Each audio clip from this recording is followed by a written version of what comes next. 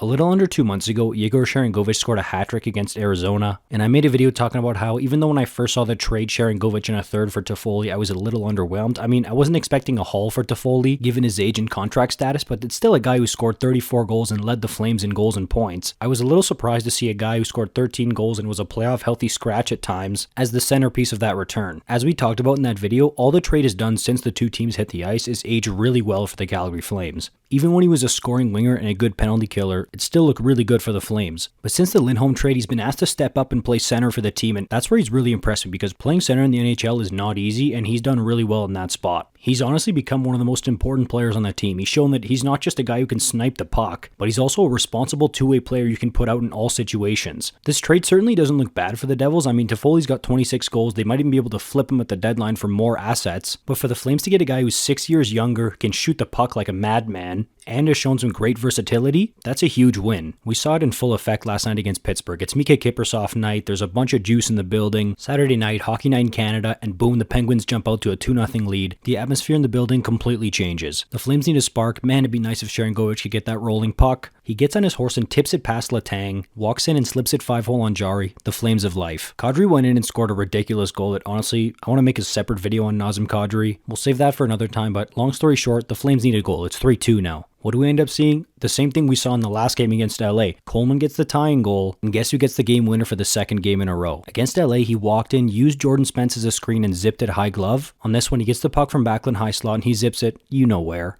Just a beautiful shot, and he's been doing that all season. I could watch this guy take sweeping wrist shots all day. That one definitely stings for the Penguins. They had 2-0 and 3-1 leads in this one. The good news is they get right back at it against Edmonton tonight. For the Flames, to do that on Kipper night, Saturday night, Hockey Night in Canada was just awesome stuff. Sharangovich now has 23 goals on the season, very well could have a 30-goal season this year. Not only is he a really important player on this team, but he's also become a fan favorite. The people in Calgary have grown to love this guy, and he builds Legos in his spare time. He even took a Lego set from a fan. He's definitely endeared himself to the fan base in Calgary, and it's been really cool to see. It's been fun to watch, and good for Conroy. I'm happy for him that this ends up looking good on him, this trade. We'll see what else he has up his sleeve before the trade deadline next week, but for now, take a minute to enjoy that win, Flames fans. That was pretty cool. If you want more Flames content, you know what to do. Like the video, subscribe. I'll see you in the next one. You're awesome.